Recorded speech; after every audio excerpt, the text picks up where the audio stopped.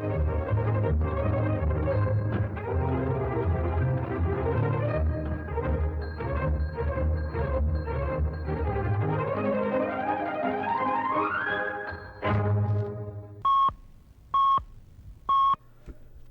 के 11 बजे हैं। अस्सलाम वालेकुम। ये रेडियो पाकिस्तान है। आसिफा महफूज से खबरें सुनिए। पहले अहम खबरों का खुलासा।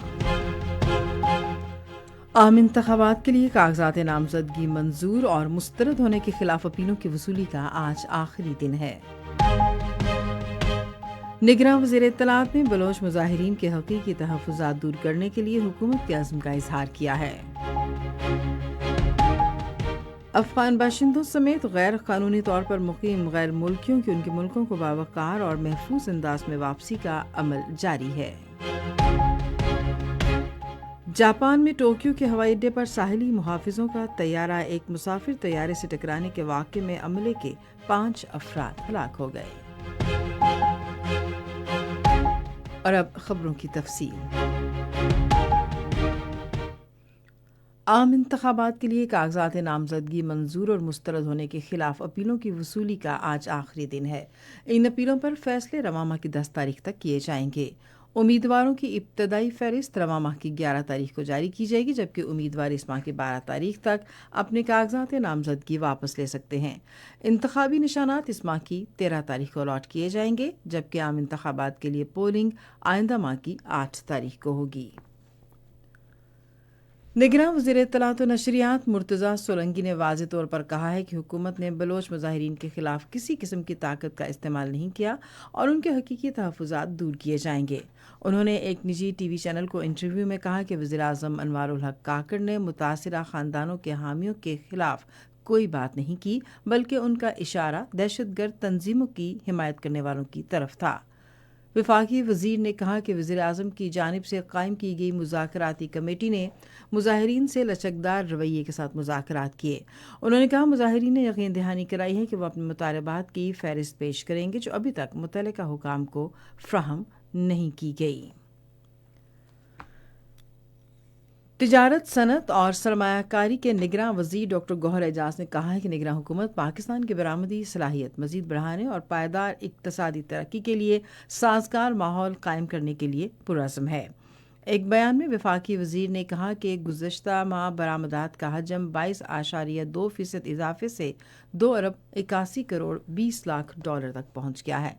उन्होंने कहा कि पाकिस्तानी बरामदात में नुमायां बेहतरी आई है और इनमें इजाफा हो रहा है और दिसंबर 2023 में 2 अरब 80 करोड़ डॉलर तक पहुँच गई, जो निहायत खुशाइंद है।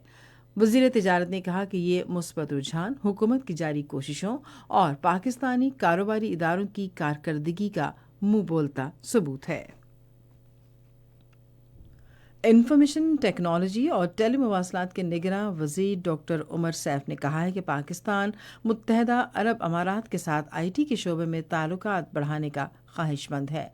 उन्होंने ये बात पाकिस्तान में मुत्तहदा अरब अमारात के सफ़ीर हमाद उबैद इब्राहिम अज़्ज़ाबी से इस्लामाबाद में मुलाकात में कही।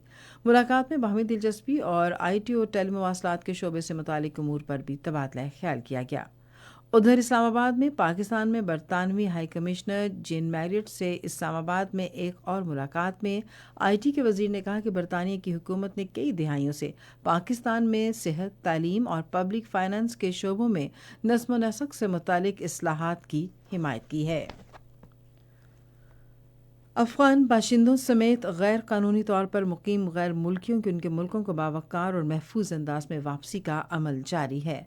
अफ़गान बाशिंदों की बाइज़्ज़त वापसी के लिए किए गए दीगर इक़दाम के अलावा मुख्तलिफ अज़ला में उनके लिए आर्जी कैंप भी कायम किए गए हैं, जहाँ उन्हें तमाम बुनियादी सहूलतें फ़राहम की जा रही हैं। ताज़ा तरीन आदादोशुमार के मुताबिक गुज़श्ता रोज़ मज़ीद 699 गैर कानूनी अफ़गान बाशिंदे अपने मुल्क वापस गए। अब तक 4,57,000 से ज़ायद गैर कानूनी तौर पर मुकीम अफ़गान बाशिंदे अफ़गानिस्तान वापस जा चुके हैं। जापान में टोक्यो के हवाई अड्डे हानीडा पर साहिली मुहाफ़िज़ों का तैयारा एक मुसाफिर तैयारे से टकराने के वाक़े में अमले के 5 अफराद हलाक हो गए। हादसे के नतीजे में तैयारे को आग लगी, ताहम इसमें सवार तमाम 379 मुसाफिर महफूज रहे।